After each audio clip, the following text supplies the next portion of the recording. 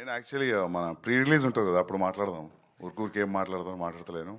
కానీ నేను సినిమా చూసిన అంటే నాకేమనిపించింది అంటే ఈ ఫిలింలో ఆ క్యారెక్టర్ ఎట్లయితే చేసిండో అంత ఇన్నోసెంట్గా అది కష్టం అనిపిస్తుంది నాకు అట్లా యాక్టింగ్ చేయడం. అది చూస్తున్నప్పుడు అతని యాక్టింగ్, అమ్మాయి యాక్టింగ్, వీళ్ళ ఫ్రెండ్స్ యాక్టింగ్ అది సినిమాలా లేదు. అది మనం పక్క నుండి చూస్తున్నట్టు అనిపించింది నాకు.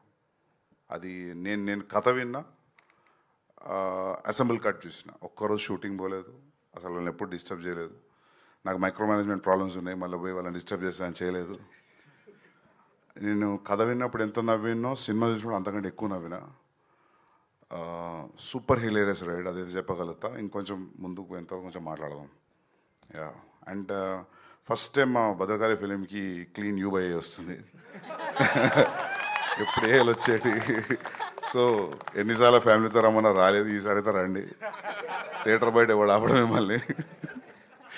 సో యా, మ్యూజిక్ బాగుంది అండ్ టైం అసలు తెలియట్లేదు. మిక్సింగ్ ల్యాబ్లో చూసి నేను అరే అప్పుడే ఇంటర్వ్యూలు వచ్చిందా అనుకున్నా. అంటే మన సినిమా అందుకే అంటున్నా కదా, కొద్ది మెల్ల మాట్లాడదాం, ఎక్కువ డబ్బా కొట్టినట్టు ఉంటుంది. బట్ మీకు అందరూ నచ్చిందా ట్రైలర్ ఎట్లతో సినిమా అట్లే ఉంటుంది throughout. Yeah, thank you. Okay, స్పిరిట్లో మీకు రోమాంచకం మూమెంట్ ఏంటి?